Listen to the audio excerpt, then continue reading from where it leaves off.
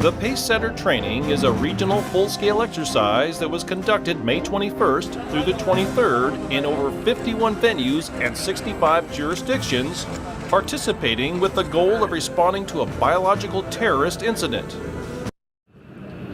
Well, we want to emphasize, first of all, right off the bat, that this was just a drill, but you can still see the remnants of things going on behind me. There's the decontamination tent. They actually already brought everybody through here, but this was the situation. As we show you some video from just a few minutes ago, if something like a dirty bomb were to explode in Denver, patients would be brought here to be treated, and the hospital wants to be ready in case that ever happens. So we had fake patients with makeup on, fake blood, being triaged and treated here this morning.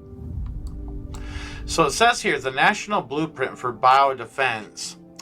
It says immediate action needed to defend against biological threats. This is the report of the Bipartisan Commission on Biodefense in April 2024. Not that long ago, folks. All right. As we're kind of going through this here, we're going to get to page 3, which is the scenario.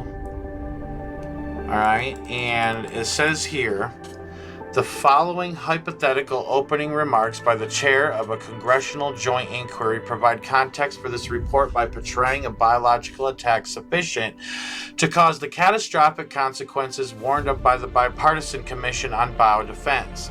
The scenario describes how a biological agent could target humans and animals, how disease could emerge, some of the key interagency capabilities required to address the agent and its impacts, and the consequences of failure. It says here, joint inquiry into administration and congressional actions before and during the bioterrorist attacks of July 4th, 2025. That's attacks. That's multiple, not just one. All right, on July 4th, 2025. It says here, House Representatives Permanent Select Committee on Intelligence and U.S. Senate Select Committee on Intelligence.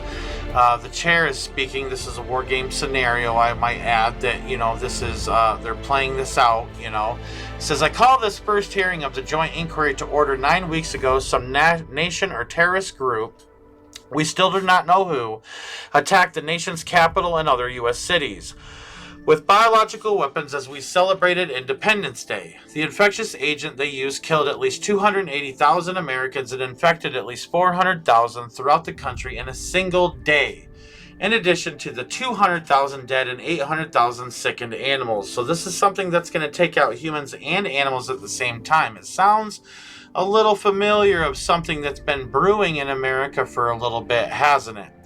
Like the bird flu thing that they, all of a sudden forgot to keep reporting on. That these numbers will increase as the disease spreads. Many of our own colleagues and staff here in Congress fell ill and died. Coordinated attacks in allied nations in the days that followed killed tens of thousands more. So this is going to be a global depopulation event. Like 280,000 Americans, getting killed in one day, and 400,000 sick in one day, and then it's going to get worse, they're saying, as the numbers, increase and as the disease spreads.